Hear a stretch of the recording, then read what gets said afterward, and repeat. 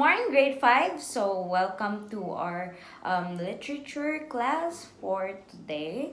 So, for today's session, we're just gonna read a book, Frindle, by Andrew Clements. We're gonna only cover the first chapter of this book for today and the rest of the chapters for the next few days. Okay, so the title of the chapter 1 for today is Nick. I will start reading now and you just follow along reading on your book. If you ask the kids and the teachers at Lincoln Elementary School to make 3 lists, all the really bad kids, all the really smart kids, and all the really good kids, Nick Allen would not be on any of them. Nick deserved a list all his own, and everyone knew it. What do you think is Nick's characteristic that is different or make him different to bad kids, smart kids, and really good kids? I wonder what's Nick's characteristic. Was he a troublemaker? Hard to say. One thing's for sure, Nick Allen had a plenty of ideas and he knew what to do with them. So he had a plenty of ideas and he knew how to do with them. So that's a good thing.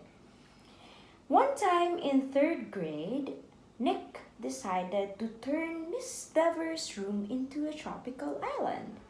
I wonder why Nick did this, or I wonder how did he make Miss Dever's room into a tropical island. Let's see. What kid in New Hampshire isn't ready for a little summer in February? So first, he got everyone to make small palm trees out of green and brown construction paper and tape them into the corners of each desk.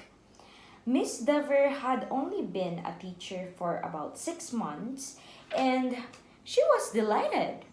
"That's so cute," Miss Dever said. The next day, all the girls wore paper flowers in their hair and all the boys wore sunglasses and beach hats. How amazing is that, right? Miss Dever clapped her hands and said, "It's so colorful." The day after that, Nick turned the classroom thermostat up to about 90 degrees with a little screwdriver he had brought from home. So he turned up the thermostat into 90 degrees to really feel the summer heat inside their classroom. That's really cool. So all the kids changed into shorts and t-shirts with no shoes. Oh no.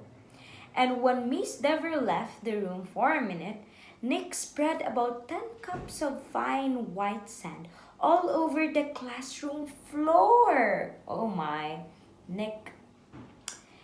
Miss Dever was surprised again at just how creative her students could be.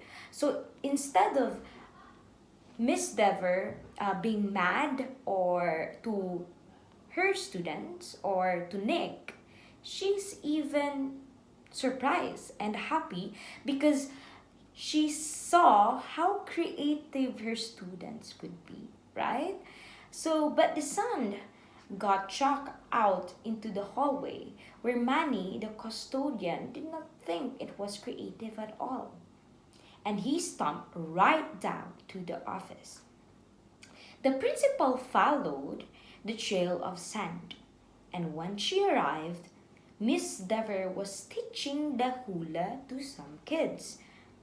Near the front of the room, and a tall, thin, shirtless boy with chestnut hair was just spiking a Nerf volleyball over a net from 6 t-shirts tied together.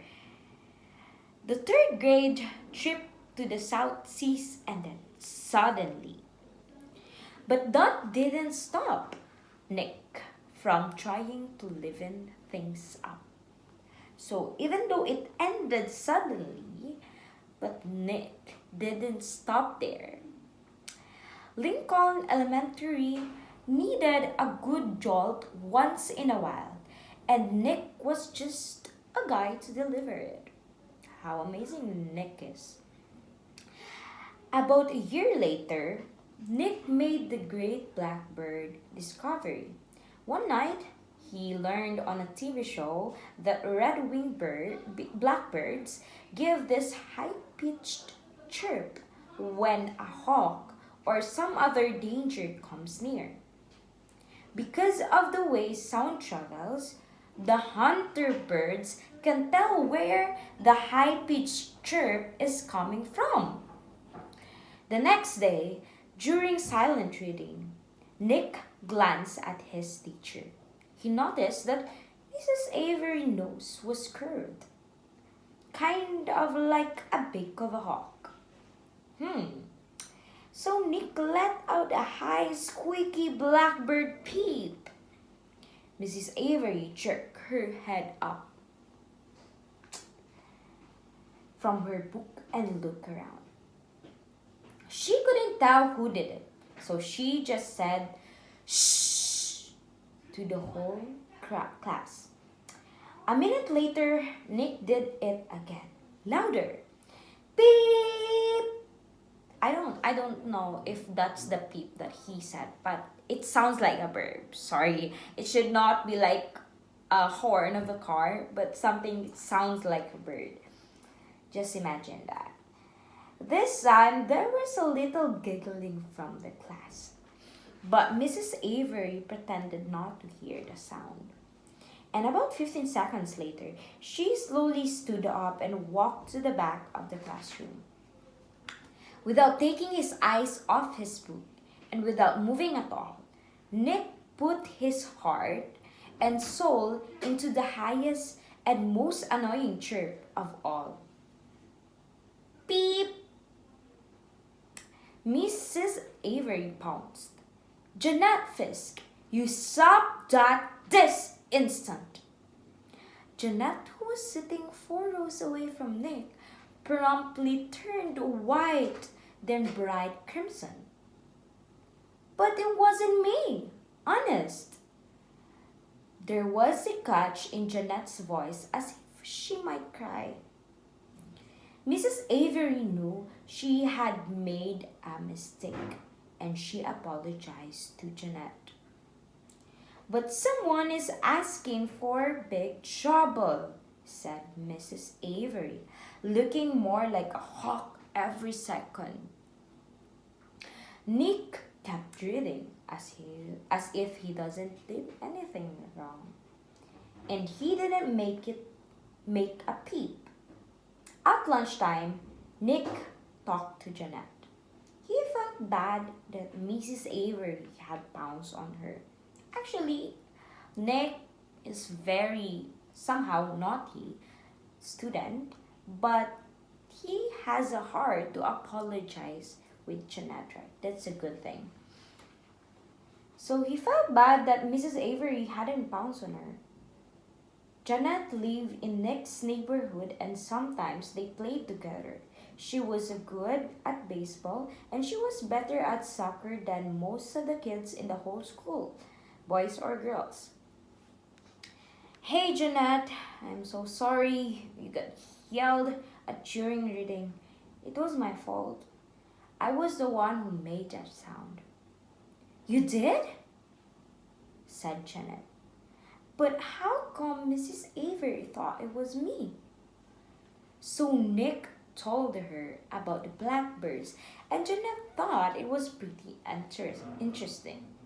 Then she tried making a peep or two and Jeanette's chirps were even higher and squeakier than Nick's. She promised to keep everything a secret.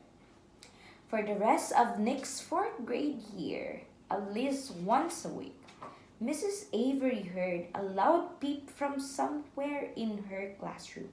Sometimes it was a high-pitched chirp, and sometimes it was a very high-pitched chirp. Mrs. Avery never figured out who was making that sound, and gradually she trained herself to ignore it. But she still looked like a hawk.